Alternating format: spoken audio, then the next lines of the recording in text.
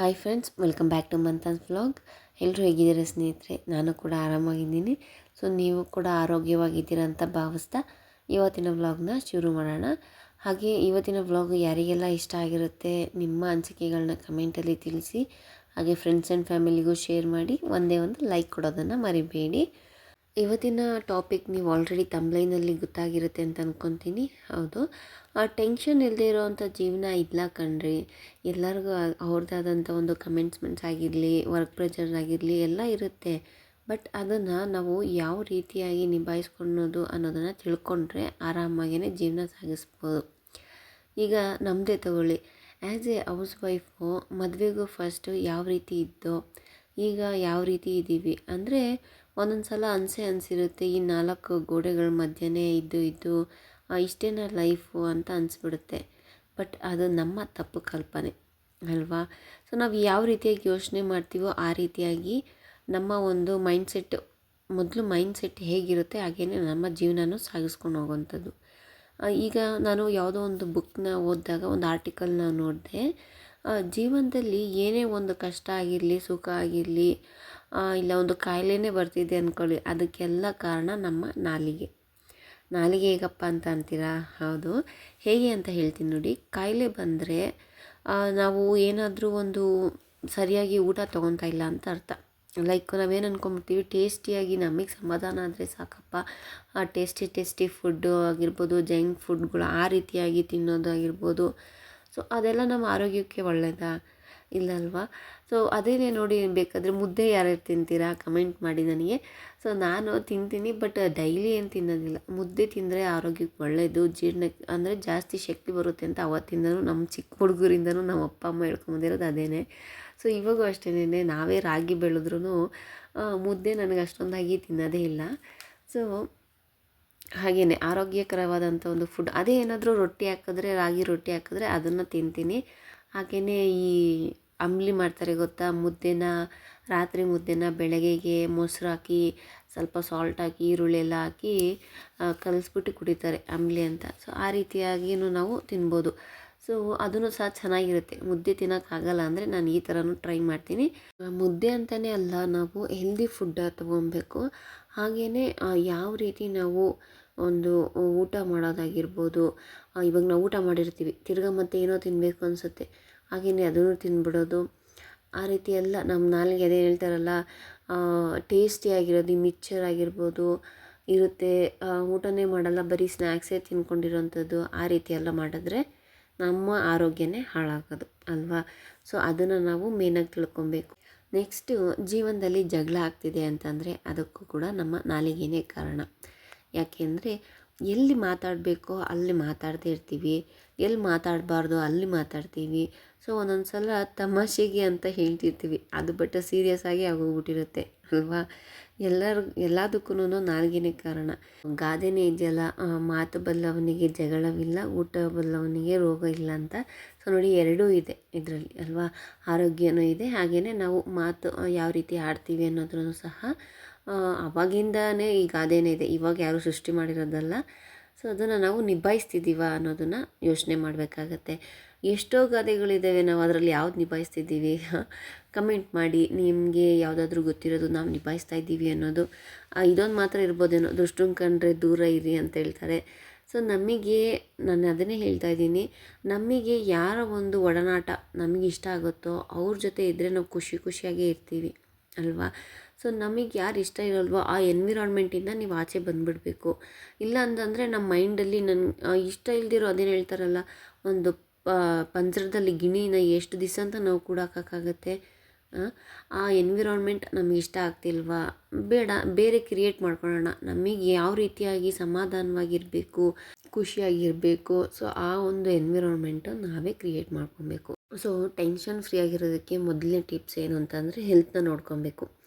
ಅದು ಫಸ್ಟ್ ಟಿಪ್ಪು. ಯಾಕಂದರೆ health is wealth ಅಂತ ಹೇಳ್ತಾರೆ ಅಲ್ವಾ? ಇನ್ನೊಂದು ಸ್ಲೋಗನ್ ಇದೆ, ಎಲ್ಲರಿಗೂ ಗೊತ್ತಿರುತ್ತೆ ಅಂತ ಅಂದ್ಕೊತೀನಿ. ಈಟ್ ಆಫ್ ಅಂತ ಇರುತ್ತೆ, ಅಂದರೆ ಅರ್ಧ ತಿನ್ನಬೇಕು, ನಮಗೆ ಎಷ್ಟು ಬೇಕೋ ಅಷ್ಟು ತಿನ್ನಬೇಕಷ್ಟೇ. ಫುಲ್ಲು ವೇಸ್ಟ್ ಆಗಿಬಿಡುತ್ತೆ ಅಂತ ಸ್ಟೊಮಕ್ ತುಂಬ ತುಂಬ್ಕೊಳೋದಲ್ಲ. ನಮಗೆ ಎಷ್ಟು ಬೇಕೋ ಅಷ್ಟೇ ನಮ್ಮ ಪ್ಲೇಟಲ್ಲಿ ಇರಬೇಕು, ಅಷ್ಟನ್ನೇ ತಿನ್ನಬೇಕು ಅಲ್ವಾ?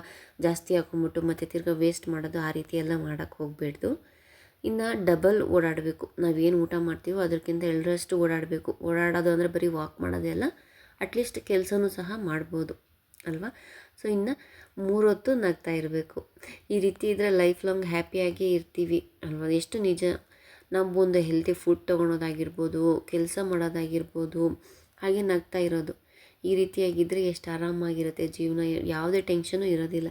ಆ ರೀತಿ ಇರಬೇಕು ಅಂತ ನಾವು ಅಂದ್ಕೊಂಬಿಟ್ರೆ ಇರೋಕ್ಕಾಗಲ್ಲ. ಅದನ್ನು ನಾವು ಕ್ರಿಯೇಟ್ ಮಾಡ್ಕೊಬೇಕು ನಮ್ಮ ಒಂದು ಮೈಂಡ್ ಸೆಟ್ಟಿಂದ. ಓಕೆನಾ. ಆಮೇಲೆ ಮಾತಾಡೋದು ಅಷ್ಟೇನೆ. ನಾವು ಎಷ್ಟು ಲಿಮಿಟಾಗಿ ಮಾತಾಡ್ತೀವೋ ಅಷ್ಟೇ ಒಳ್ಳೆಯದು. ಹಾಗೆಯೇ ಫ್ಯೂಚರ್ ಬಗ್ಗೆ ಥಿಂಕ್ ಮಾಡೋದಾಗಿರ್ಬೋದು. ಸೊ ಫ್ಯೂಚರ್ ಬಗ್ಗೆ ಥಿಂಕ್ ಮಾಡೋದು ಖಂಡಿತ ಒಳ್ಳೆಯದೇನೆ, ಬಟ್ ಓವರ್ ಥಿಂಕಿಂಗ್ ಮಾಡಬಾರ್ದು ಅಲ್ವಾ. ಈಗ ನಾವು ಮಕ್ಕಳನ್ನ ಸ್ಕೂಲಿಗೆ ಸೇರಿಸ್ಬೇಕು, ಪ್ರೆಸೆಂಟ್ ಅದು ನಮಗೆ ಬೇಕಾಗಿರೋದು. ಆ ಮಕ್ಕಳನ್ನ ಸ್ಕೂಲಿಗೆ ಸೇರಿಸ್ಬೇಕು, ಅದ್ರ ಬಗ್ಗೆ ನಾವು ಪ್ಲ್ಯಾನ್ ಮಾಡ್ಕೊಬೇಕು. ಅದು ಬಿಟ್ಬಿಟ್ಟು ಇವಾಗ ಸ್ಕೂಲಿಗೆ ಸೇರಿಸಿದ್ದಾಯಿತು, ನೆಕ್ಸ್ಟ್ ಏನು ಮಾಡಬೇಕು, ನೆಕ್ಸ್ಟ್ ಕಾಲೇಜಿಗೆ ಯಾವ್ದು ಹಾಕಬೇಕು ಅನ್ನೋದ್ರ ಬಗ್ಗೆ ಈಗಲೇ ಟೆನ್ಷನ್ ತೊಗೊಂಡು ಅದ್ರ ಬಗ್ಗೆ ಯೋಚನೆ ಮಾಡ್ತಿದ್ರೆ ನಮಗೆ ತಾನೇ ಪ್ರಾಬ್ಲಮ್ ಆಗೋದು. ಸೊ ಹಾಗಾಗಿ ಪ್ರೆಸೆಂಟ್ ಏನಿರುತ್ತೋ ಅದ್ರ ಬಗ್ಗೆ ಯೋಚನೆ ಮಾಡೋಣ. ಫ್ಯೂಚರ್ದು ಯೋಚನೆ ಇಲ್ಲದೇ ಇರೋಕ್ಕಾಗಲ್ಲ.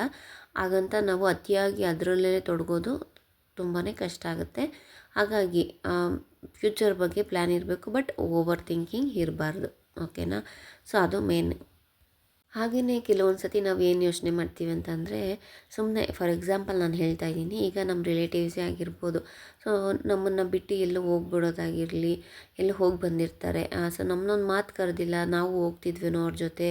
ಸೊ ಈ ರೀತಿಯಾದಂಥ ಒಂದು ಮಿಸ್ಅಂಡರ್ಸ್ಟ್ಯಾಂಡಿಂಗ್ ಖಂಡಿತ ಎಲ್ಲ ಫ್ಯಾಮಿಲಿಯಲ್ಲೂ ಇದ್ದೇ ಇರುತ್ತೆ ಅಂತ ನಾನು ಅನ್ಕೊತೀನಿ. ಹಾಗಾಗಿ ಹೇಳ್ತಾ ಇದ್ದೀನಿ. ಸೊ ಇಫ್ ಇನ್ ಕೇಸ್ ಆ ಥರ ಇದ್ದರೆ ನೀವು ಅದ್ರ ಬಗ್ಗೆ ಬೇಜಾರು ಮಾಡ್ಕೊಳೋದಾಗಲಿ, ಫೀಲ್ ಮಾಡ್ಕೊಳೋದಾಗಲಿ ಅದು ಪ್ರಯೋಜನವೇ ಇರೋದಿಲ್ಲ. ಯಾಕೆ ಅಂತ ಹೇಳಲ್ಲ, ಅದು ಆಗೋಗ್ಬಿಟ್ಟಿದೆ. ಸೊ ಅವ್ರು ನಿಮ್ಮನ್ನ ಕರೆದಿಲ್ಲ, ಅವ್ರು ಹೋಗಿ ಬಂದಿದ್ರೆ ಅದು ಆಗೋಗಿದೆ. ಸೊ ಅದಾದಮೇಲೆ ನೀವು ಅದ್ರ ಬಗ್ಗೆ ನಿಮ್ಮ ಒಂದು ಪ್ರೆಸೆಂಟನ್ನು ಹಾಳು ಮಾಡಿಕೊಂಡು ಅದ್ರ ಬಗ್ಗೆನೇ ಯೋಚನೆ ಮಾಡಿಕೊಂಡು ಸಮಯ ಕಳ್ತಾ ಡಿಸ್ಟರ್ಬ್ ಆದರೆ ಅದು ನಮಗೆ ತೊಂದರೆ ಆಗೋದು, ಅವ್ರಿಗೆ ತೊಂದರೆ ಆಗೋದಿಲ್ಲ ಅಲ್ವಾ. ಸೊ ಹಾಗಾಗಿ ಹೇಳ್ತಾ ಇದ್ದೀನಿ, ಜಾಸ್ತಿ ಡಿಸ್ಟರ್ಬು ಆಗೋಕ್ಕೆ ಹೋಗಬೇಡಿ. ಯಾರಾದರೂ ನಿಮ್ಮನ್ನ ಇಗ್ನೋರ್ ಮಾಡ್ತಿದ್ದಾರಾ, ಓಕೆ ನೋ ಪ್ರಾಬ್ಲಮ್ ಅಂತ ಮುಂದಕ್ಕೆ ಬರಬೇಕು. ಅದು ನಮ್ಮ ಸ್ಟ್ರೆಂತ್ ಆಗಿರಬೇಕು. ನಿಮಗೆ ತುಂಬಾ ಡಿಸ್ಟರ್ಬ್ ಆಗಿದೆ, ನನಗೇನು ಮಾಡೋಕ್ಕಾಗ್ತಿಲ್ಲ ಅಂತ ಹೋಗಿ ರೂಮಲ್ಲಿ ಕೂತ್ಕೊಳ್ಳೋದಂತೂ ಮಾಡೋಕ್ಕೆ ಹೋಗಬೇಡಿ. ಓಕೆನಾ. ಯಾಕಂದರೆ ಟೆನ್ಷನ್ ಫ್ರೀ ಆಗೋಲ್ಲ, ಅದು ಇನ್ನೂ ಜಾಸ್ತಿ ಆಗೋಗ್ಬಿಡುತ್ತೆ.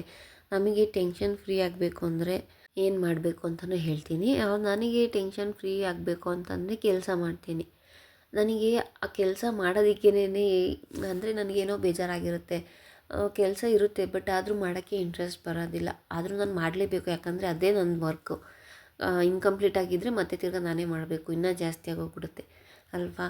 ಸೊ ಹಾಗಾಗಿ ಬೇಜಾರು ಮಾಡಿಕೊಂಡು ಒಂದು ಕಡೆ ಕೂತ್ಕೊಂಡು ಅಳೋದಾಗಿರ್ಬೋದು, ಆ ರೀತಿ ಎಲ್ಲ ಮಾಡೋದಕ್ಕಿಂತ ಅದರಿಂದ ಮೂವ್ ಆನ್ ಆಗೋದು ಒಳ್ಳೆಯದು. ಎದ್ದು ಬಂದು ಏನಿರುತ್ತೆ ಕೆಲಸ, ಒಂದು 10 ಮಿನಿಟ್ಸ್ ಆಯಿತು, ಅದು ಆರಾಮಾಗಿ ಸ್ವಲ್ಪ ಕೂತ್ಕೊಂಡು ಯೋಚನೆ ಮಾಡೋಣ. ಓಕೆ ಮುಗೀತು, ಅಲ್ಲಿಗೇನೆ ಮುಗಿದು ಬಿಡಬೇಕು. ತಿರ್ಗಿ ಅದನ್ನೇ ತಲೆಯಲ್ಲಿ ಇಟ್ಕೊಂಡು ಇವಾಗ ಏನಾನ ಕೆಲಸ ಮಾಡಬೇಕಾದ್ರೂ ಅಷ್ಟೇ ಅದನ್ನೇ ತಲೆಯಲ್ಲಿ ಇಟ್ಕೊಂಡು ಜ್ಞಾನ ಎಲ್ಲ ಇರುತ್ತೆ, ಕೆಲಸ ಮಾಡೋದ್ರ ಬಗ್ಗೆ ಇಲ್ಲದೇ ಮಾಡೋ ಕೆಲಸನೂ ಎಲ್ಲ ಹಾಳು ಮಾಡ್ಕೊಳೋದಾಗಿರ್ಬೋದು, ಆ ರೀತಿಯೂ ಆಗುತ್ತೆ. ಸೊ ಅದೆಲ್ಲ ಬಿಟ್ಟಾಕಿ ತಲೆಯಲ್ಲಿ ಏನೂ ಇರಬಾರ್ದು, ಮೂವ್ ಆನ್ ಆಗಿಬಿಡ್ಬೇಕು ಬೇಗನೆ. ಜೀವನದಲ್ಲಿ ನಾವು ಎಷ್ಟು ದಿವಸ ಇರ್ತೀವಿ ಏನು ಅನ್ನೋದೇ ನಮಗೆ ಗೊತ್ತಿರೋದಿಲ್ಲ ಅಲ್ವಾ. ಸೊ ಆ ಒಂದು ಕ್ಷಣವೂ ಅಷ್ಟೇನೆ, ಜಾಸ್ತಿ ಹೊತ್ತು ಇರೋದಿಲ್ಲ, ಅದನ್ನು ಮೂವ್ ಆನ್ ಆಗೋಗ್ಬಿಡುತ್ತೆ. ಸೊ ಬಂದು ಕೆಲಸ ಮಾಡೋದಾಗಿರ್ಬೋದು, ಆ ಥರ ಆಗಿರ್ಬೋದು. ಮ್ಯೂಸಿಕ್ ಕೇಳ್ತೀನಿ. ಮ್ಯೂಸಿಕ್ ಅಂತ ಅಂದಮೇಲೆ ಈ ಪ್ಯಾಥೋ ಆಗಿರಲಿ, ಡಿಪ್ರೆಷನ್ ಸಾಂಗ್ ಆ ಥರ ಎಲ್ಲ ಅಲ್ಲ, ಒಂಥರ ಜೋಶಾಗಿರೋ ಅಂಥದ್ದಾಗಿರ್ಬೋದು, ಖುಷಿ ಕೊಡೋ ಅಂಥ ಥರ ಆ ಥರ ಸಾಂಗ್ಸ್ನ ಕೇಳಿಕೊಂಡು ಕೆಲಸ ಮಾಡೋದೇ ನನ್ನ ಒಂದು ಹ್ಯಾಬಿಟು. ಅದು ಬಿಟ್ಟರೆ ನಾನು ಬೇರೆ ಆಪ್ಷನ್ ಇಲ್ಲಪ್ಪ. ನನಗೂ ಆಸೆ ಇತ್ತು, ಏನಾದರೂ ಬೇಜಾರಾದರೆ ಇವಾಗ ಹುಡುಗರೆಲ್ಲ ಲಾಂಗ್ ಡ್ರೈವ್ ಹೋಗ್ತಾರೆ ಗೊತ್ತಾ. ಸೊ ಆ ರೀತಿ ಹೋಗಬೇಕು ಅಂತ ನನಗೂ ತುಂಬ ಆಸೆ, ಬಟ್ ಆ ಥರ ಆಪ್ಷನ್ ನನಗಿಲ್ಲ. ನೋಡೋಣ ಮುಂದಕ್ಕೆ ಬರುತ್ತೋ ಹೆಂಗೋ ನನಗೂ ಗೊತ್ತಿಲ್ಲ.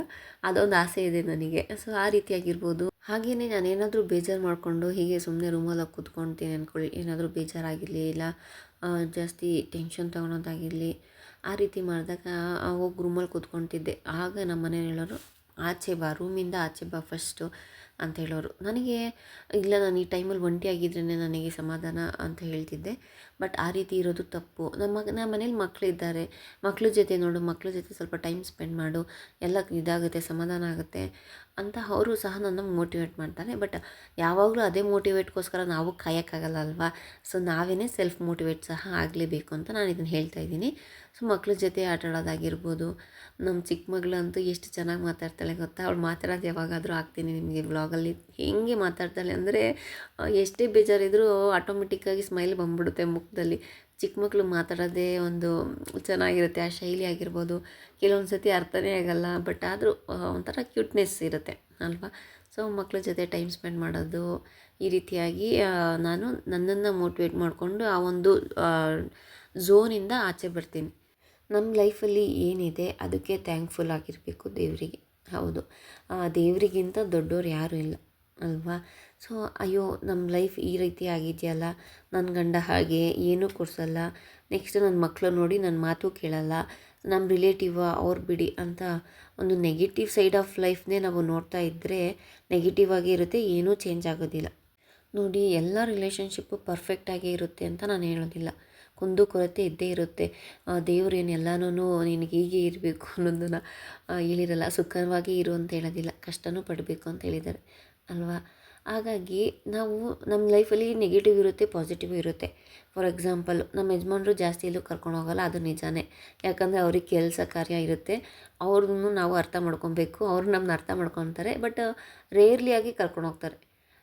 ಯಾವಾಗಲೂ ಕರ್ಕೊಂಡು ಹೋಗೋ ಒಂದಿಷ್ಟಕ್ಕೇ ಯಾರೂ ಕರ್ಕೊಂಡು ಹೋಗೋದಿಲ್ಲ. ಅವರು ಸ್ವಲ್ಪ ಟೈಮ್ ತೊಗೊಂಡು ನಿಧಾನಕ್ಕೆ ಕರ್ಕೊಂಡು ಹೋಗ್ತಾರೆ, ಓಕೆ ಫೈನು. ಆದರೆ ನಾವು ಅದರಲ್ಲಿ ಅವರಲ್ಲೂ ಒಂದು ಗುಡ್ ಥಿಂಗ್ಸ್ ಅನ್ನೋದಿರುತ್ತೆ. ಏನು ಅಂತಂದರೆ ಕೋಪ ಮಾಡ್ಕೊಳಲ್ಲ. ನಾನು ಅದರ ಆಪೋಸಿಟ್ಟು. ನನಗೆ ಬೇಗನೆ ಕೋಪ ಬಂದ್ಬಿಡುತ್ತೆ.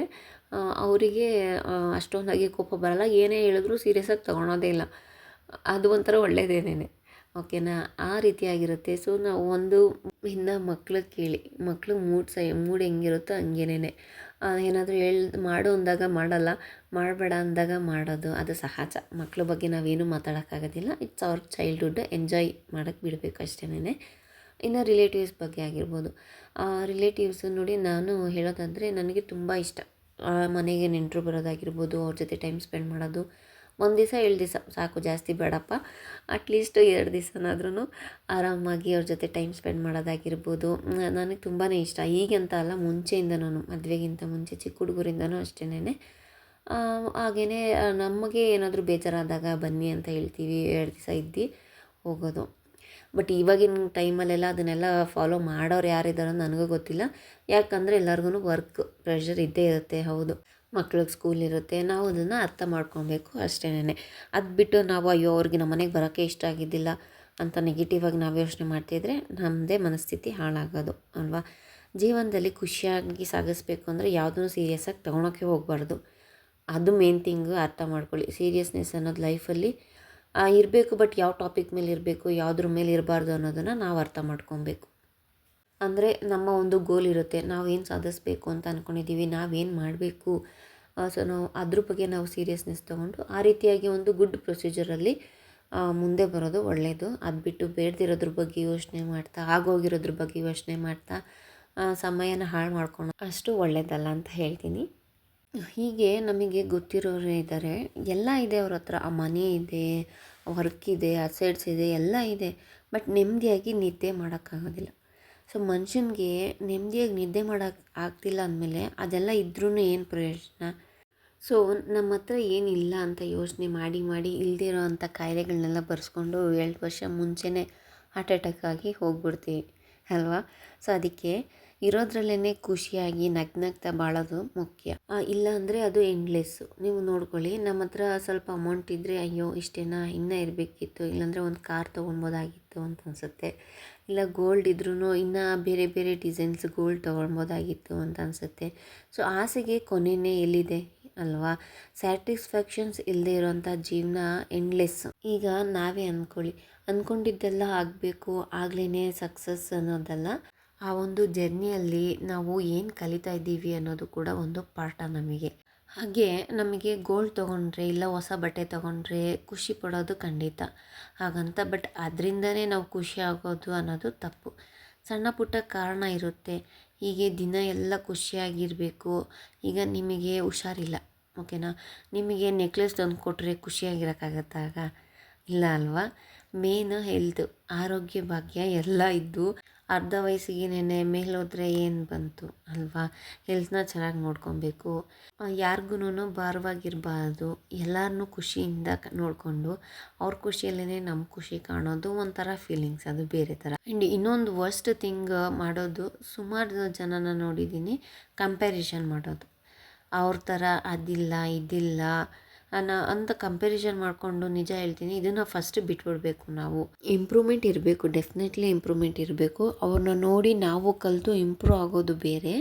ಬಟ್ ಒಬ್ರನ್ನ ನೋಡಿ ಹೊಟ್ಟೆ ಕಿಚ್ಚು ಪಟ್ಕೊಂಡು ಇದು ಬೇಕೇ ಬೇಕು ಅಂತ ಗಂಡನಿಗೆ ಪ್ರೆಷರ್ ಹಾಕಿ ತೊಗೊಳ್ಳೋದು ಬೇರೆ ಅಲ್ವಾ. ಸೊ ಇದನ್ನೆಲ್ಲ ಬಿಟ್ಟು ನಿಮಗೆ ಅಂದರೆ ನಮಗೆ ಟಿಪಿಕಲ್ ಹೌಸ್ ವೈಫು ಎಷ್ಟು ಕೆಲಸ ಇರುತ್ತೆ, ಎಲ್ಲರನ್ನೂ ನೋಡ್ಕೊಬೇಕು. ಮಕ್ಕಳನ್ನ ಸ್ಕೂಲಿಗೆ ಕಳ್ಸೋದಾಗಿರ್ಬೋದು, ಅವರಿಗೆ ಹೋಮ್ವರ್ಕ್ ಬರ್ಸೋದಾಗಿರ್ಬೋದು, ಮನೆ ಕೆಲಸ ಆಗಿರ್ಬೋದು. ನಮ್ಮನ್ನು ನಾವು ಫುಲ್ ಬ್ಯುಸಿಯಾಗಿ ಇಟ್ಕೊಳ್ಳೋಣ. ನಮಗೆ ಬೇರೆಯವ್ರ ಬಗ್ಗೆ ಯೋಚನೆ ಮಾಡೋಕ್ಕೆ ಪುರ್ಸೊತ್ತಿರಬಾರ್ದು. ಆ ರೀತಿಯಾಗಿ ಪ್ರತಿಯೊಬ್ಬರಿಗೂ ಒಂದೊಂದು ಹಾಬೀಸ್ ಅನ್ನೋದಿರುತ್ತೆ. ಇಫ್ ಇನ್ ಕೇಸ್ ಇಲ್ಲ ಅಂತಂದರೆ ಅಟ್ಲೀಸ್ಟ್ ಏನಾದರೂ ಒಂದು ಹಾಬಿನ ಇಟ್ಕೊಳ್ಳಿ. ಬುಕ್ ಓದೋದಾಗಿರ್ಬೋದು, ಇಲ್ಲ ಬರೆಯೋದಾಗಿರ್ಬೋದು. ನನಗೆ ತುಂಬ ಇಷ್ಟ, ಓದೋಕ್ಕೂ ಸಹ ಇಷ್ಟ, ಬರೆಯೋದಕ್ಕೂ ಇಷ್ಟ. ಏನಾದರೂ ನನಗೆ ಮನಸ್ಸಿಗೆ ಬೇಜಾರಾದಾಗಿರಲಿ, ಖುಷಿಯಾದಾಗಲಿ ನಾನು ಬರೆದಿಟ್ಕೊಳೋದು, ಅದು ಒಂದು ಹ್ಯಾಬಿಟ್ ನನಗೆ. ಅವ್ರು ಹೀಗಂದರು, ಇವ್ರು ಹಾಗಂದರು, ಹಂಗಾಯಿತು ಹಿಂಗಾಯಿತು ಅಂತ ಅದ್ರ ಬಗ್ಗೆ ಎಲ್ಲ ತಲೆ ಕೆಡಿಸ್ಕೊಂಡಲ್ಲೇ ನಿಮ್ಮ ಒಂದು ಹಾಬೀಸ್ ಬಗ್ಗೆ ಆಗಿರಲಿ, ನಿಮ್ಮ ಒಂದು ಕೆಲಸ ಆಗಿರಲಿ, ಅದ್ರ ಬಗ್ಗೆ ನೀವು ಇಂಟ್ರೆಸ್ಟ್ ತೋರಿಸಿದ್ರೆ ಖಂಡಿತವಾಗ್ಲೂ ನಾವು ಮುಂದೆ ಬರೋದಂತ ಖಂಡಿತ. ಓಕೆನಾ. ಸೊ ಆ ರೀತಿಯಾದಂಥ ಒಂದು ಕಾನ್ಸಂಟ್ರೇಷನ್ನು ಮೈಂಡ್ಸೆಟ್ ನೀವು ಇಟ್ಕೊಳ್ಳಿ. ಮತ್ತು ನಮಗೆ ಏನು ಖುಷಿನೋ ಅದನ್ನು ಮಾಡಿ. ನಾನು ಅದೇ ಹೇಳ್ತಾ ಇದ್ದೀನಿ, ನಮಗೇನು ಖುಷಿ ಇಲ್ದಿರೋ ಕೆಲಸ ಎಷ್ಟು ದಿವಸ ಮಾಡಿದ್ರೂ ಅದರಲ್ಲಿ ಸಮಾಧಾನವೇ ಇರೋದಿಲ್ಲ, ಆಯಿತಾ. ನನಗೆ ನಿಜ ಖುಷಿಯಾದಾಗ ದೇವರಿಗೆ ಪೂಜೆ ಮಾಡೋದಾಗಿರಲಿ, ಹಾಗೆಯೇ ದೇವಸ್ಥಾನಕ್ಕೆ ಹೋಗೋದಾಗಿರಲಿ ತುಂಬ ಇಷ್ಟ. ಸೊ ಆ ರೀತಿ ಮಾಡ್ಕೊತೀನಿ. ಬೇಜಾರಾದರೂ ಅಷ್ಟೇ, ಖುಷಿಯಾದರೂ ಅಷ್ಟೇನೆ. ಹಾಗೆಯೇ ಒಂದು ಶೇರ್ ಮಾಡೋದು, ನಮ್ಮ ಹತ್ರ ಏನಿರುತ್ತೋ ಅದನ್ನು ಶೇರ್ ಮಾಡೋದ್ರಿಂದಲೂ ನಮಗೆ ಖುಷಿ ಆಗುತ್ತೆ ಅಲ್ವಾ. ಫುಡ್ಡು ಜಾಸ್ತಿ ಇದ್ದರೆ ಇಫ್ ಇನ್ ಕೇಸು ವೇಸ್ಟ್ ಮಾಡ್ದಲೆ ಇನ್ನೊಬ್ರಿಗೆ ಉಪಯೋಗ ಆಗೋವಂಥವ್ರಿಗೆ ಕೊಟ್ಟರೆ ಎಷ್ಟು ಖುಷಿಯಾಗುತ್ತೆ ನಮಗೆ. ತರಕಾರಿ ಏನಾದರೂ ಇದ್ದರೆ, ಅಂದರೆ ನಾವೇನು ಹಳ್ಳಿ ಕಡೆ ಇರ್ತೀವಲ್ವ, ಯಾರಾದರೂ ಬೆಳೆದಿರೋರು ಕೊಟ್ಟಾಗ ಫ್ರಿಜ್ಜಲ್ಲಿ ಸ್ಟೋರ್ ಮಾಡ್ಕೊಂಡಿರೋ ಬದಲು ಸ್ವಲ್ಪ ನಾವು ಮಡಿಕೊಂಡು ಇನ್ನೊಬ್ರಿಗೆ ಕೊಡೋದು ಅದರಿಂದಲೇ. ಅದೆಲ್ಲ ತುಂಬಾ ಅಂತ ಹೇಳ್ಕೊಳೋ ಕೆಲಸ ಇಲ್ಲದೇ ಇದ್ರೂ ಬಟ್ ಸಣ್ಣ ಪುಟ್ಟ ಖುಷಿ ಅಂತೂ ಖಂಡಿತ ಇದ್ದೇ ಇರುತ್ತೆ ಅಲ್ವಾ. ಸೊ ಆ ರೀತಿ ಮಾಡೋದಾಗಿರ್ಬೋದು. ನಮ್ಮ ಲೈಫ್ನ ನಮಗಿಂತ ಯಾರೂ ಚೆನ್ನಾಗಿ ಲೀಡ್ ಮಾಡೋಕ್ಕೆ ಸಾಧ್ಯನೇ ಇಲ್ಲ. ನಮ್ಮ ಲೈಫಲ್ಲಿ ನಾವು ಏನು ಕಷ್ಟಪಡ್ತಾಯಿದ್ದೀವಿ, ಇಲ್ಲ ಏನು ಸುಖ ಇದೆ, ನಮಗೆ ಏನು ಚಾಲೆಂಜಸ್ ಇದೆ ಅನ್ನೋದು ಬರೀ ನಮಗೆ ಮಾತ್ರ ಗೊತ್ತು. ಕರೆಕ್ಟಾ. ನಮ್ಮ ಲೈಫಲ್ಲಿ ಏನು ಚಾಲೆಂಜಸ್ ಇದೆ ಅಂದರೆ, ನಾನು ಎಷ್ಟು ಬೇಗ ಎದ್ದೇಳಬೇಕು, ಮನೇಲಿ ಎಷ್ಟು ಕೆಲಸ ಇರುತ್ತೆ, ಮಾರ್ನಿಂಗ್ ಟು ಈವ್ನಿಂಗ್ ನೈಟ್ ಎಷ್ಟು ಚಾಲೆಂಜಸ್ ಇರುತ್ತೆ, ಇದನ್ನೆಲ್ಲ ನಾನು ಫೇಸ್ ಮಾಡಬೇಕು ಅಂದರೆ ನಾನು ಮೊದಲು ಖುಷಿಯಾಗಿರೋದು ಮುಖ್ಯ. ಆಮೇಲೆ ಧೈರ್ಯನೂ ಸಹ ಮುಖ್ಯ. ಏನೇ ಬಂದರೂ ನಾನು ಫೇಸ್ ಮಾಡ್ತೀನಿ ಅನ್ನೋ ಒಂದು ಧೈರ್ಯ ಇದ್ದರೆ ಖಂಡಿತವಾಗ್ಲೂ ಎಲ್ಲನೂ ಪಾಸಿಟಿವ್ ಆಗಿ ಇರುತ್ತೆ. ಇಲ್ಲಾಂದರೆ ಸಣ್ಣ ಸಣ್ಣ ವಿಚಾರಕ್ಕೂ ಬೇಜಾರು ಮಾಡಿಕೊಂಡು ಕೊರಗೋದಾಗಿರ್ಬೋದು, ಕುಗ್ಗೋದಾಗಿರ್ಬೋದು, ಈ ರೀತಿ ಎಲ್ಲ ಆದರೆ ನಾವು ನಿಜವಾಗ್ಲೂ ಲೈಫ್ನ ಲೀಡ್ ಮಾಡೋದು ತುಂಬಾ ಕಷ್ಟ ಆಗಿರುತ್ತೆ. ಓಕೆನಾ. ಜನ್ರೇಷನ್ ತಕ್ಕನಾಗಿ ಜನನೂ ಸಹ ಬದಲಾಗಬೇಕು.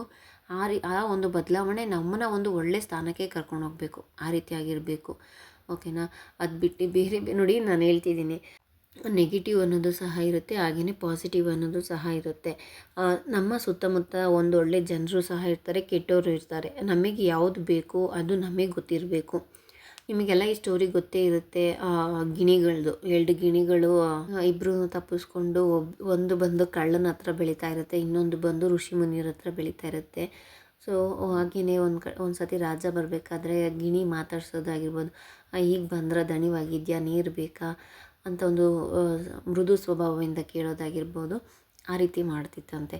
ಹಾಗೆಯೇ ರಾಜ ಅಲ್ಲಿ ನೀರು ಕುಡಿದು ಮುಂದಕ್ಕೆ ಹೋಗಬೇಕಾದ್ರೆ ಹೀಗೇ ಇನ್ನೊಂದು ಗಿಣಿ ಸಿಕ್ಕಿ, ಅದೇ ಕಳ್ಳನ ಹತ್ರ ಬೆಳೀತಿದ್ದ ಗಿಣಿ ಸಿಕ್ಕಿ, ಅದು ಮಾತಾಡಿದ ಶೈಲಿ ಯಾವ ರೀತಿ ಅಂದರೆ, ನೋಡು ರಾಜ ಬಂದಿದ್ದಾನೆ, ಅವನ ಹತ್ರ ಇರೋದೆಲ್ಲ ಕಿತ್ಕೊಳ್ಳಿ, ಹಾಗೆ ಹೀಗೆ ಅನ್ನೋ ಥರ ಮಾತಾಡುತ್ತೆ. ಸೊ ನಮ್ಮ ಒಂದು ವಾತಾವರಣ ಹೇಗೆ ಇರುತ್ತೆ, ಯಾವ ರೀತಿ ಇರುತ್ತೋ ಹಾಗೆ ನಮ್ಮ ಒಂದು ಮನಸ್ಥಿತಿನೂ ಇರುತ್ತೆ. ನಮಗೆ ಯಾವ ವಾತಾವರಣ ಬೇಕು ಅನ್ನೋದನ್ನು ನಾವು ಕ್ರಿಯೇಟ್ ಮಾಡ್ಕೊಬೇಕು. ನಾನು ಇದನ್ನೇ ಮೇನಾಗಿ ಹೇಳ್ತಾ ಇದ್ದೀನಿ. ಎಲ್ಲರ ಮನೇಲೂ ಒಂದೇ ವಾತಾವರಣ ಇರುತ್ತೆ ಅಂತ ನಾನು ಹೇಳ್ತಾ ಇಲ್ಲ. ಅದನ್ನು ನಮಗೆ ಯಾವ ರೀತಿ ಬೇಕು, ನಮಗೆ ಕೆಲವೊಂದು ಸಿಚುವೇಷನಲ್ಲಿ ಮಾತಾಡದೇ ಇರೋದು ಒಳ್ಳೆಯದು, ಕೆಲವೊಂದು ಸಿಚುವೇಷನಲ್ಲಿ ಮಾತಾಡೋದು ಒಳ್ಳೆಯದು. ಯಾವ ರೀತಿ ಅದನ್ನೆಲ್ಲ ನಾವು ತಿಳ್ಕೊಂಡ್ರೆ ಖಂಡಿತವಾಗ್ಲೂ ಯಾವುದೇ ರೀತಿಯಾದಂಥ ಟೆನ್ಷನ್ಸು ಸಹ ಇರೋದಿಲ್ಲ, ಪ್ರಾಬ್ಲಮ್ಸು ಸಹ ಇರೋದಿಲ್ಲ. ಮೇನ್ ಥಿಂಗ್ ಅದೇ, ನಾವು ಸಿಚುವೇಷನ್ನ ಯಾವ ರೀತಿ ಹ್ಯಾಂಡಲ್ ಮಾಡಬೇಕು ಅನ್ನೋದನ್ನು ನಾವು ಕಲ್ತ್ಕೊಳ್ಬೇಕು. ಸೊ ಒಂದೇ ದಿವಸ ಅದು ಬರೋದಿಲ್ಲ, ಪ್ರಾಕ್ಟೀಸ್ ಮಾಡ್ಕೊಳ್ಳಿ.